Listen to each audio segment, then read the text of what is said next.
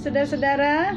Harapan saya, saudara-saudara tetap dalam kondisi yang tetap semangat, jangan takut dan cemas. Andalkan Tuhan, bahwa Tuhan selalu menyertai saudara-saudara dan keluarga. Hari ini saya akan membagikan firman Tuhan, tapi mari kita tundukkan kepala dan biar Roh Kudus memberi kekuatan. Mari kita tundukkan kepala. Musim akan selalu berganti, kasih Tuhan tetap abadi, tak akan berubah sampai selamanya. Ku tetap percaya, ku yakin Tuhan memberkati, ku yakin Tuhan melindungi. Burung di udara Tuhan pelihara karena kasih-Nya. Tuhan selalu menolongku, selalu menjagaku, sehelai di rambutku tak akan terjatuh tanpa seizin-Mu. Tuhan selalu menolongku, selalu menjagaku. Dia mengenyangkanku dan peliharaku seumur hidupku. Dia mengenyangkanku dan peliharaku seumur hidupku. Bapa kami yang ada di dalam surga, kami imani, kami percaya pemeliharaan Tuhan luar biasa atas hidup kami dan keluarga kami. Kami terima janji-Mu Tuhan, seperti firman-Mu katakan bahwa orang-orang benar akan Tuhan jaga dan lindungi. Kami imani Tuhan, sebentar hamba-Mu akan menyampaikan firman Tuhan ini. Urapi hamba-Mu Tuhan, dan biarlah firman ini menjadi kekuatan bagi kami di tengah pandemi ini Tuhan. Tetap mengandalkan Tuhan, di dalam nama Tuhan Yesus Kristus. Haleluya, amin. Hari ini saya akan membagikan firman Tuhan. Kita akan belajar di kitab Daniel, bagaimana rahasia keberhasilan hidup Daniel. Kita akan baca di Daniel 2 ayat 48. Lalu Raja memuliakan Daniel dan dianugerahinya dengan banyak pemberian yang besar, dan dibuatnya dia menjadi penguasa atas seluruh wilayah Babel dan menjadi kepala semua orang bijaksana di Babel. Hari ini kita belajar dari seorang pemuda yang bernama Daniel. Dia mampu mengalahkan dunia. Daniel adalah orang muda yang memiliki roh yang luar biasa dan memiliki kualitas hidup di atas rata-rata. Keberhasilan Daniel didapat bukan karena melakukan kecurangan atau suap atau kompromi dengan banyak hal, tetapi karena ia memiliki kualitas hidup yang berbeda dengan orang lain. Inilah yang dilakukan Daniel. Nah, saudara-saudara, saya akan mengupas tentang bagaimana Daniel menjadi orang yang diberkati, menjadi orang yang berhasil, menjadi orang yang punya nama di kerajaannya. Dia menjadi orang kepercayaan yang luar biasa. Tuhan mempercayakan Daniel untuk menjadi pemimpin bangsa Israel.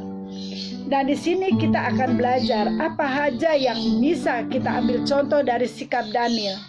Yaitu yang pertama, ia berkomitmen untuk hidup kudus. Jadi hal yang pertama yang dilakukan Daniel kita bisa ambil contoh adalah bagaimana Daniel berkomitmen untuk hidup kudus. Kita baca di Daniel 1 ayat 8. Daniel berketetapan untuk tidak menajiskan dirinya dengan santapan raja dan dengan anggur yang biasa diminum raja. Dimintanyalah kepada pemimpin pegawai istana itu supaya ia tidak usah menajiskan dirinya. Jadi Daniel ini benar-benar orangnya hidup takut akan Tuhan. Dia tidak mau menajiskan dirinya dengan hal-hal minuman, dengan hal-hal kedagingan. Tetapi dia hidup kudus di hadapan Tuhan, dan bagaimana ya harus sikap yang dia ambil. Jadi Daniel bersikap tegas dan tidak mau berkompromi sedikit pun dengan dosa, dan tetap berkomitmen untuk menjaga kekudusan hidupnya. Jadi yang pertama, berkomitmen untuk hidup kudus. Jadi saudara-saudara, hal yang pertama kenapa Daniel bisa berhasil, yaitu dia punya komitmen untuk hidup kudus di hadapan Tuhan. Dia tidak melakukan kesalahan-kesalahan secara duniawi. Saudara-saudara pun bisa mampu melakukan. Minta Roh Kudus yang memimpin. Jangan terlena dengan dosa, jangan terbawa arus dengan hal-hal yang tidak baik. Hiduplah kudus, jadilah pelaku firman Tuhan. Dan yang kedua adalah bagaimana dia menjaga pergaulannya. Dia tidak sembarangan bergaul, dengan sangat selektif memilih temannya, sebab ia sadar pergaulan yang buruk merusak kebiasaan yang baik. Kita baca di 1 Korintus 15 ayat 33. Janganlah kamu sesat. Pergaulan buruk merusak kebiasaan yang baik. Jadi di firman Tuhan katakan 1 Korintus 15 ayat 33, janganlah kamu sesat, pergaulan yang buruk merusak kebiasaan yang baik. Yang kedua adalah menjaga pergaulan. Di situasi dunia sekarang ini kita harus berhati-hati. Jangan kita bergaul dengan orang-orang yang tidak hidup dalam Tuhan. Tetapi kita harus punya hikmat dalam bergaul, mana yang baik dan mana yang tidak. Di sini kita bisa lihat bagaimana Daniel membangun hubungan dengan teman-temannya yang sama-sama takut akan Tuhan dan memiliki kerohanian yang baik pula, sehingga untuk mengingatkan dan menguatkan juga. Jadi kita harus memilah-milih bagaimana dengan teman-teman yang sama-sama hidup takut akan Tuhan. Kalau kita sudah dipertemukan dengan teman-teman seperti itu, komunitas yang seperti itu, percaya iman saudara akan terus dibangun. Karena apa? Karena kita akan saling menguatkan, saling mengintrospeksi, saling mendoakan, mendukung. Jadi pergaulan yang tidak baik akan mempengaruhi kebiasaan yang baik. Jadi saudara-saudara, yang kedua adalah menjaga pergaulan. Jadi kita harus bergaul dengan teman-teman yang benar-benar hidup takut akan Tuhan. Jangan juga kita membenci mereka yang tidak baik, tapi kita mendoakan mereka untuk mereka benar-benar bertobat. Nah, itu bagian kita anak-anak Tuhan.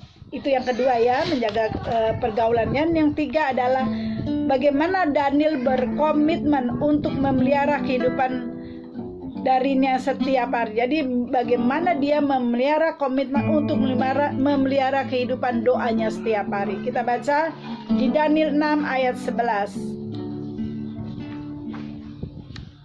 Lalu ayat 11 ya. Demi didengar Daniel bahwa surat perintah itu telah dibuat, pergilah ia ke rumahnya. Dalam kamar atasnya ada tingkap-tingkap yang terbuka. Ada tingkap-tingkap yang terbuka ke arah Yerusalem. 3 kali sehari ia berlutut berdoa serta memuji Allahnya seperti yang biasa ia lakukan. Jadi di sini yang ketiga adalah Daniel berkomitmen untuk memelihara kehidupan doanya setiap hari. Jadi kita bisa ambil contoh bagaimana Daniel taat. Setiap hari, sehari 3 kali dia berdoa.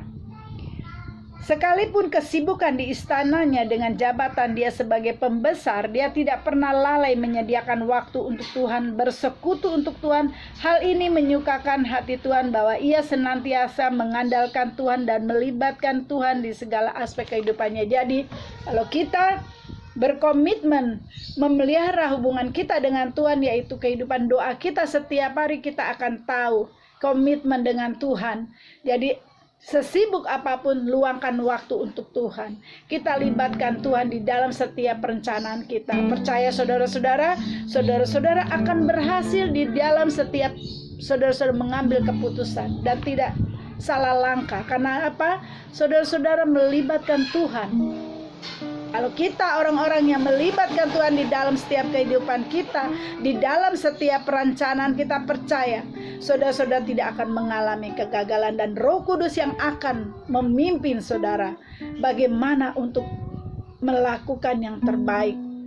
Ada hikmat Tuhan yang Tuhan taruh di dalam hati kita. Kalau kita buka hati dan membiarkan Tuhan ikut terlibat di dalam setiap masalah kita. Demikian firman Tuhan. Jadi sebelum saya akhirin, mari kita baca di Lukas 18 ayat 7. Aku berkata kepadamu, sesungguhnya barang siapa tidak menyambut kerajaan Allah seperti seorang anak kecil, ia tidak akan masuk ke dalamnya. Itulah sebabnya apa saja yang kita kerjakan senantiasa berhasil dan beruntung, karena tangan Tuhan selalu campur tangan. Di Daniel 6 ayat 29, dan Daniel mempunyai kedudukan tinggi pada zaman pemerintahan Darius dan pada zaman pemerintahan Kores orang Persia itu. Nah, ini saudara-saudara contoh kehidupan Daniel, bagaimana dia melibatkan Tuhan, bagaimana dia bergaul intim dengan Tuhan, dia taat setia. Akhirnya Tuhan bawa dia naik luar biasa. Jadi kita pun bisa memperoleh hal yang sama, karena saya percaya tangan Tuhan akan selalu menyertai kita dan kita akan dibuat menjadi berhasil. Demikian firman Tuhan yang saya bisa sampaikan. Biarlah kehidupan Daniel bisa menjadi contoh buat kita di tengah pandemi ini. Saudara-saudara, jangan pernah takut, jangan pernah khawatir. Tuhan yang akan menyertai kita. Kecemasan, ketakutan itu akan menghalangi hikmat yang kita dapat dari Tuhan. Tetapi serahkan semua persoalan kita dan libatkan Tuhan di dalam setiap keputusan yang kita boleh ambil. Belajar bersyukur dan lakukan mesbah doa, bergaul intim dengan Tuhan. Hanya itu perlindungan yang kita bisa terima. Demikian firman Tuhan yang saya bisa sampaikan. Mari kita tundukkan kepala. Bapa kami yang ada di dalam surga, hamba-Mu sudah menyampaikan firman Tuhan.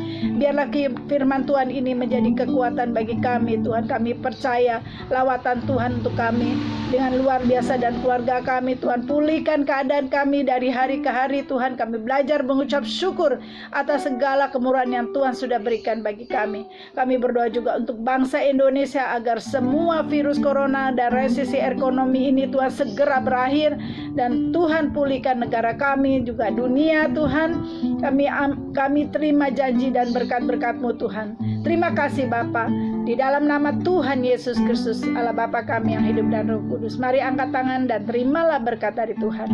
Tuhan memberkati engkau dan melindungi engkau. Tuhan menyinari engkau dengan wajah-Nya dan memberi engkau kasih karunia.